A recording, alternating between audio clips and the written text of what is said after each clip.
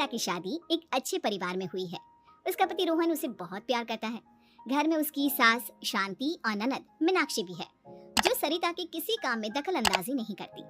लेकिन फिर भी सरिता को ऐसा लगता है कि दुनिया की सबसे ज्यादा बेचारी बहू वही है और सबसे ज्यादा अत्याचार उसी पर हो रहा है। माँ जी, ये लीजिए आपकी चाय। अरे बहू, तूने इतनी ज्यादा चीनी क्यों डाल दी चाय में?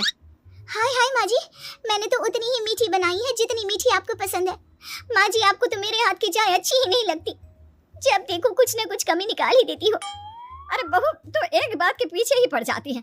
मैंने ऐसा कब कहा कि तू रोज चाय खराब बनाती है? सरिता अपने कमरे में चली जाती है और फोन उठाकर अपनी माँ से बात करती है।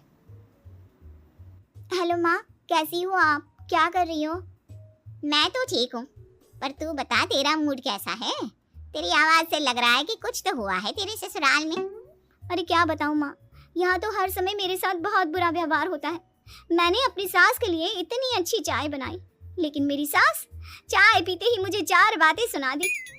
बेटी, तू इतनी छोटी छोटी बातों पर ध्यान ही क्यों देती हो?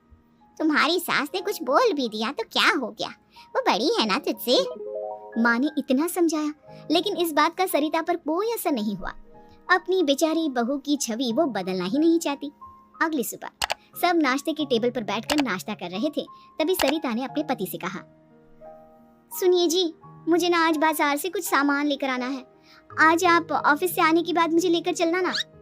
भाभी, मुझे भी कुछ किताबें खरीदनी है। आप दोनों जा ही रहे हो तो मेरी किताबें भी ले आना। लो, अभी तो बात ही की है बाजार जाने की, तो एक फरमाइश आ गई। माँ जी, आप भी बता दो कुछ, और हाँ, मोहल्ले वालों से भी बोल दो अगर वो कुछ मंगवाना चाहते हो तो। बेचारी मीनाक्षी अपना सा मुंह लेकर रह गई। ये सब देखकर रोहन से चुप नहीं रह गया और वो गुस्से में बोला, सरिता, क्या हो गया है तुम्हें? मीनाक्षी ने तो सिर्फ किताबों के लिए बोला है। तुम्हें मीनाक्षी से इस तरह से बात नहीं करनी चाहिए। माफी मांगो उससे अभी। क्या?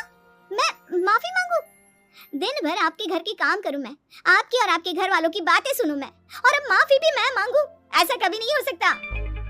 ये बोलकर सरिता वहां से चली जाती है। एक दिन उनकी पड़ोसन घर आती है। अरे सरिता, क्या कर रही है? और क्या करूंगी भाभी जी, बस घर का काम ही कर रही हूँ। आप बताओ कैसे आना हुआ? अरे मैं तो तुम्हारा हालचाल पूछने आई थी, लेकिन तुम तो बिजी लग रही हो। कोई बात नहीं, मैं बाद में आ जाऊंगी। और क्या करूं भाभी जी, जब से शादी होकर आई हूँ ना, बस काम ही कर रही हूँ। और इस घर में ना कोई मेरी कदर नहीं करता।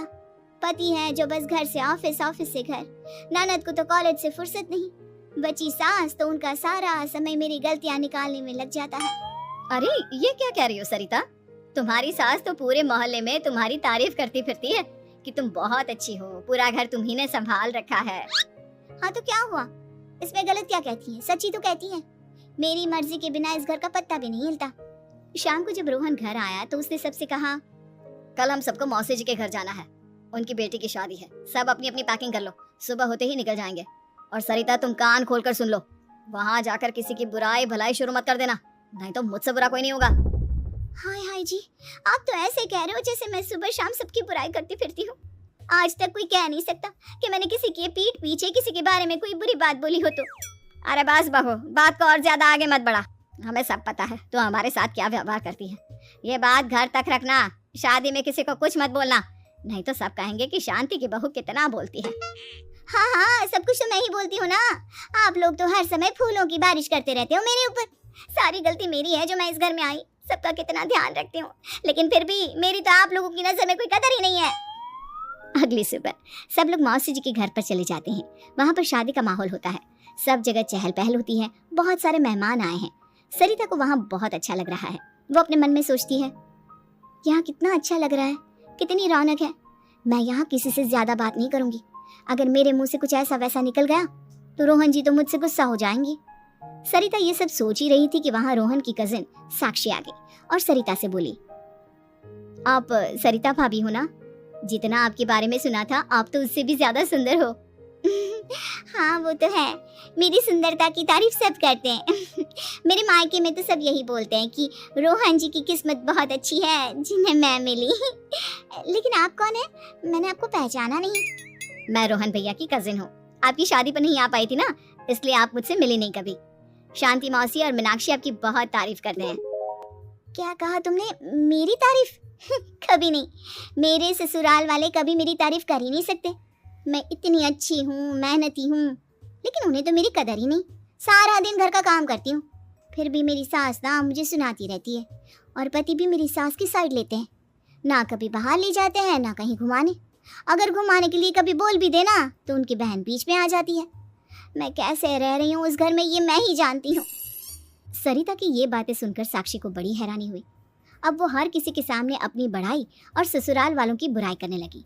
रोहन और शांति को सरिता पर बहुत गुस्सा आया, लेकिन वो चुप रहे।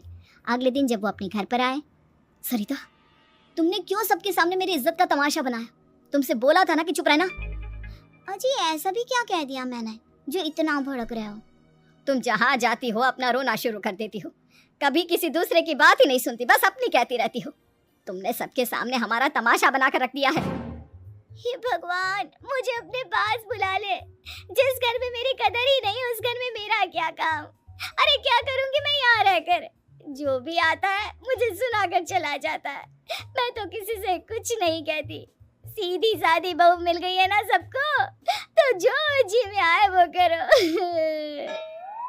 सरिता ने अपने आगे किसी को कुछ बोलने ही नहीं दिया, और उस दिन भी उसने सबके सामने खुद को बेचारी बना ही दिया। अगले दिन मीनाक्षी कॉलेज के लिए लेट हो रही थी, इसलिए वो हर काम जल्दी जल्दी कर रही थी। अपना नाश्ता लेने किचन में गई और पतीले में रखे गरम दूध को गिलास में डालने लगी। दूध का पतीला उसके हाथ से छूट गया और गरम गरम दूध उसके हाथ पर गिर गया। ओए माँ, हाय मेरा हाथ, माँ मेरा हाथ जल गया। मीनाक्षी की आवाज सुनकर सरिता दौड़ती हुई आई। ये क्या किया तुमने? तुम्हें नाश्ता चाहिए था तो मुझसे बोल देती, मैं क्या मना करती थी? अब पता नहीं कितने दिन की मुसीबत पाल ली तुमने। सरिता मीनाक्षी को उसके कमरे में ले गई और उसका बहुत ख्याल रखा।